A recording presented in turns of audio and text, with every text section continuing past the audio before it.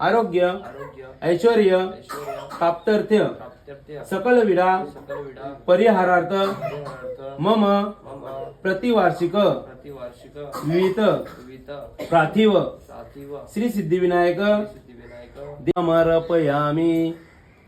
शंकं देवतायं धूपं समर्पयामि। घंटं देवतायं धूपं समर्पयामि। दीपदेवतायं धूपं समर्पयामि।